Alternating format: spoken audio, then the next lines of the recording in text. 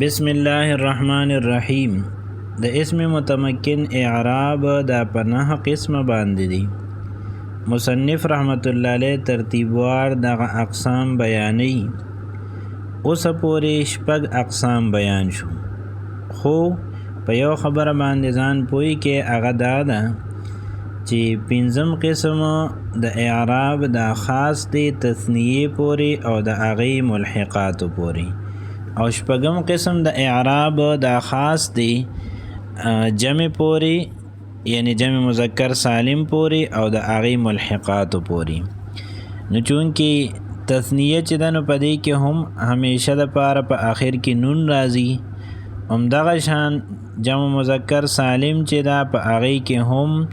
همیشه دپاره په آخر کې نون راځي. نو مصنف رحمت الله علیه د دغه نوم په باره کې په ضمن کې یو قاعده او کلیه بیانوي. نو په دې وجه باندې وی فرمایل او وی لیکل چې وعلم او پوه شه. دا لفظ د تنبیه د پاره دی، د خبردارۍ د پاره دی چې په کم ترتیب کې دا بیان د اعراب روان دی، نو د هغې ترتیب نه هټ کر د هغې نه په بدل طرز باندې یو بل خبره ده، خدا خبره هم د دې مضمون سره او د دې مقام سره مناسب او متعلق ده، سو غیر متعلق خبره نه ده. او هغه ده چې د دې نه مخکې شپږم قسم د اعراب بیان شو، د هغې نه مخکې پنځم او په شپږم کې جمع مذکر سالم ده او په پنځم کې تثنیه ده. نو د دغې دواړو په باره کې بیان دی چې د دې د آخر کې کم نون راغلی دی، نو دا وسینګي د دې حالت وسینګي، او چې کله د دې اضافت ستوشي نو په دغه وخت کې به بیا موږ دې سره سکو. نو وی فرمایل وعلم او پویشه ان نون التثنیه چې نون د تثنیه به مکسورة ابدا دا همیشه دپاره مکسوري، ونون جمع السلامة مفتوحة ابدا او نون د جمع مذکر سالم به مفتوح وي همیشه دپاره. وکلاهما تسقطان عند الاضافة او دا دواړه یعنی نون د تثنیه او نون د جمع مذکر سالم دواړه به ساقطیږي او حذف کیږي او غورځیږي به عند الاضافة په وخت د اضافت کې چې کله د دې تثنیه او د جمع مذکر سالم اضافت وشي بل ستا، نو په دغه وخت کې به دا نون غورځیږي. تقول تبوي جاءني غلاما زیدن، په دې ځای کې اوس غلاما دا مضاف دی زیدین ته، په دې وجه باندې نون د تثنیه په دې کې نشته. و مسلمو مصرن، په دې ځای کې مسلمو مضاف دی مصر ته، په دې وجه باندې نون د جمع په دې کې هغه ساقط شوی دی. دا خبره دا مصنف رحمت الله علیه ولې وکړه؟ دا یې ځکه وکړه چې بعضې وخت به څوک داسې یو سوال جوړ کړي چې هغه سوال به ویلډ نی، هغه به جوړیږي نه، خو تا به په اشکال کې واقع کی، تا ته به مشکل پیدا کی. هغه دا چې تا ته به داسې وي چې جاءني رجلانی، نو په دې ځای کې جاء فعل دی، نون وقایه یا ضمیر د متکلم مفعول به دی، او رجلانی دا د دې دپاره فاعل دی. نو تا نه به دا سوال وي چې فاعل خو مرفوعی او دلته کې رجلانی کې په نون باندې کسره راغلی ده، دا خو مجرور دی. نو دغسې یو سوال به څوک جوړ کړي د ځان نه او تا به په مشکل کې واقع کی، تا ته به اشکال پیدا کی. نو مصنف رحمت الله علیه او فرمایل چې دا یاد ساته چې دا نون د تثنیه به همیشه مکسوري او د دې تعلق د اعراب سره نشته،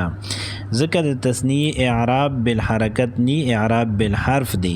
نو په جاءني رجلانی کې د رفع علامت د الف دی، کوم چې د لام نه بعد دی. دا نون مکسور چې دی نو دا همیشه مکسوری، د دې تعلق د رفع نصب جر سره نشته. همدغه شان کو څوک سوال وکړي چې جاءني مسلمون کې نون مفتوح دی، نو ته به ورته ووایې چې دا اعراب دلته کې اعراب بالحرف دی، د نون د جمع دا همیشه مفتوحي. نو نون د تثنیه دا په رفع کې، په نصب کې، په جر کې، په دریوانو حالتونو کې دا مکسوري. او د دې دا کسره چې ده نو د دې نه حالت د اعراب نه معلومیږي، ځکه چې د دې دا کسره چې ده نو دا د اعراب حصه نه ده، بلکې د تثنیه اعراب چې دی نو دا اعراب بالحرفي. همدغه شان نون د جمع مذکر سالم چې دی دا په رفع کې په نصب کې په جر کې په دریوانو حالتونو کې دا مفتوحي او د دې دا فتحه چې ده نو د دې نه د اعراب حالت نه معلومیږي ځکه د دې دا فتحه دا د اعراب حصه نه ده بلکې د جمع مذکر سالم اعراب دا اعراب بالحرف وي. نو په دې وجه مصنف رحمت الله علیه دا عبارت دا مصدر کو په وعلم سره یعنی د دې په اول کې د وعلم ټکی ذکر کو چې اے طالب علم ته پوه شه چې دا نون د تثنیه او نون د جمع مذکر سالم چې دی نو نون د تثنیه د دې دا کسره او د نون د جمع مذکر سالم دا فتحه چې دا نو د دې اعراب سره تعلق نشته. په دې باندې ځان پوه کا وعلم ته ځان ته مخاطب کړي او دې لپاره چې ستا په ذهن کې دا راشي چې ابو حیان نحوی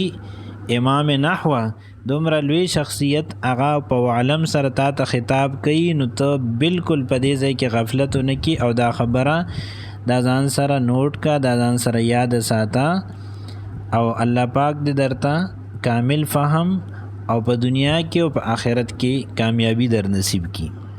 آمین. دویمه خبره په دې ځای کې د یادولو قابله ده هغه دا چې نون د تثنیه او نون د جمع د اضافت په وخت کې دا ساقط کیږي مطلب دا چې حذف کیږي نه په لیکلو کې راځي نه په ویلو کې راځي. د دې څه مطلب دی کله چې دا تثنیه دا مضاف شي یا کله چې دا جمع دا مضاف شي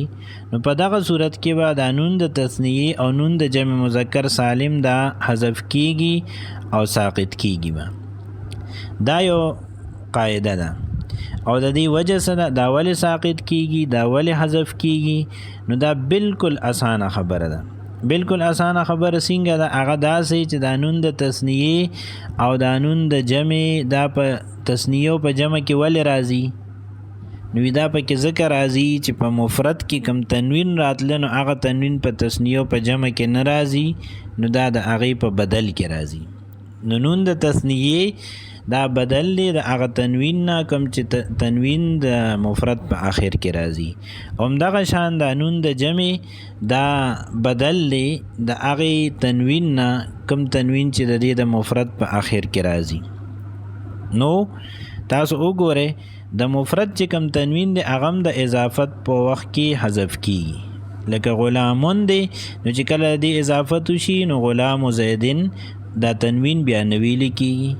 نو د دې چې کم تثنیه راشي غلامان نو هغه چې کله مضاف شي نو ویل کیږي وا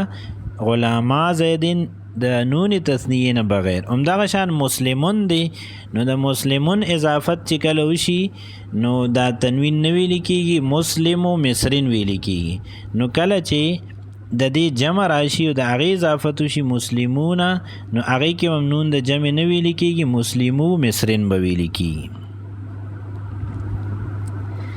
ترکیب د دې عبارت هغه داسې دی اعلم دا فعل دی او په دې کې انت ضمیر مستتر دی واجب الاستتار هغه د دې فاعل دی. ان دا حرف دی د حروف مشبہ بالفعل نه نون التثنیه مضاف مضاف الیه معطوف علیه دی مکسورۃ اسم مفعول دی او په دې کې هي ضمیر دی هغه نائب فاعل دی ابدا مفعول فیه دی اسم مفعول د نائب فاعل او مفعول فیه سره معطوف علیه و عاطفه دی نون الجمع مضاف مضاف الیه معطوف دی په نون التثنیه باندې او نون التثنیه معطوف علیه سره د معطوف نه دا اسم شو د ان د پاره مفتوحتن اسم مفعول دی په دې کې هي ضمیر دی هغه نائب فاعل دی ابدا مفعول فیه دی اسم مفعول د نائب فاعل او مفعول فیه سره معطوف دی دا په مکسورتن باندې معطوف علیه سره د معطوف نه دا خبر شو د ان د پاره. ان د خپل اسم او خبر سره دا جمله اسمیه خبریه په تعویل د مفرد سره مفعول به شو د اعلم د پاره فعل سره د خپل فاعل او مفعول به نه دا جمله فعلیه انشائیه شو و عاطفه یا استینافیه دی کلاهما مضاف مضاف الیه مبتدا تسقطان فعل الف پدې کې ضمیر بارز دا فاعل له عند الاضافه مضاف مضاف الیه مفعول فيه فعل سره د فاعل او مفعول فيه نه جمله فعلیه خبریه په تعویل د مفرد خبر مبتدا سره د خبر نه جمله اسمیه خبریه شوه.